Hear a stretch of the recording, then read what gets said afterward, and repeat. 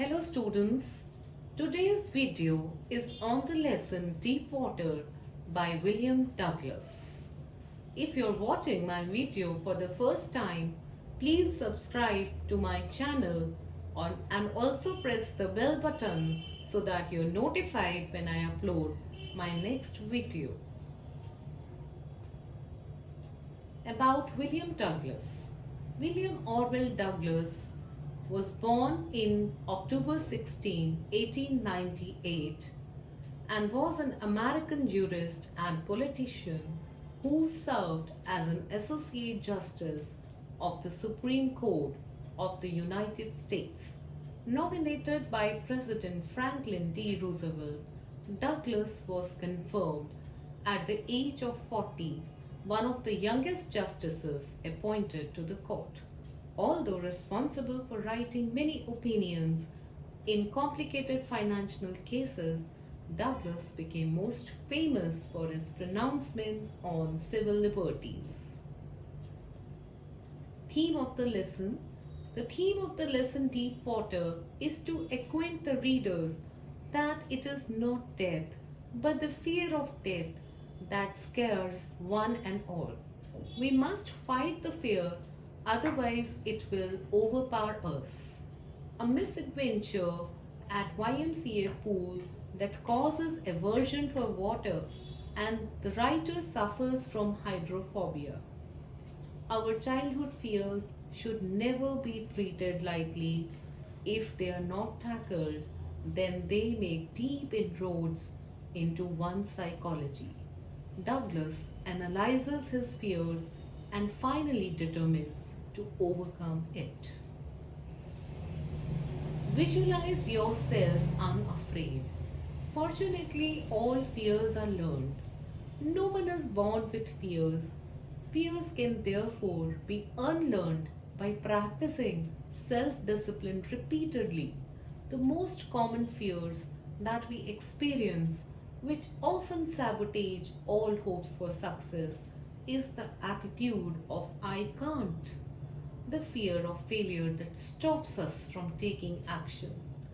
It is experienced physically, starting in the pit of stomach. When people are really afraid, their mouth and throat go dry. Fear is a terrible emotion that undermines our happiness and can hold us back throughout our lives. By visualizing oneself performing with confidence and competence in an area where one is fearful, will eventually be accepted by the subconscious mind as instructions for performance, and we will be able to overcome our fears. Summary of the lesson. This story has been divided in under 4 subheadings, and we shall learn about that. The story has been taken from the author's autobiography of Men and Mountains, and in this piece he tells us about his fear of water and how he conquered it by determination and willpower. His childhood fears. As a child, when he was 3 or 4 years old, he would go to the beach in California with his father. He would get scared by the might of huge waves which swept over him, and it instilled a fear in his subconscious mind. Fear holds him back. A few years later, in his eagerness to learn swimming, he joined a swimming pool where an incident further increased his terror. He was pushed into the pool by another boy and he experienced death closely.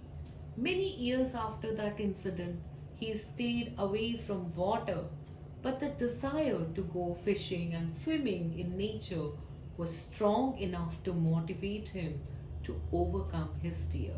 He learned swimming with the help of an instructor who ensured that William knew swimming well enough to be able to swim in huge lakes and waterfalls also. The fear is embedded in subconscious. He wanted to conquer that fear. He faced it sarcastically, thinking that now, as he knew how to swim, what harm could it do to him? He challenged his fear in the face of it, and finally it would vanish. Confronts his fear. It was baseless fear installed in his subconscious mind. This experience was valuable for him. He had experienced terror and death. He overcame it and finally conquered it. William realized that death is peaceful and it is the fear of death that is terrorizing. Let us look at some difficult words, some new words from this lesson. Treacherous, which means dangerous. Subdued, which means to overcome. Aversion, which means dislike. Knocked down means drew him down. Aping means copying. Bruiser, a person who is tough and aggressive and enjoys a fight or argument. Ducked, push or plunge someone under the water. Bob jump tinge means touch of color. Stark severe oblivion, the state of being unaware or unconscious of what is happening around one. Curtain of life fell, which means life came to an end. Wobbly means weak, vestiges mean traces, fell means wave his hand.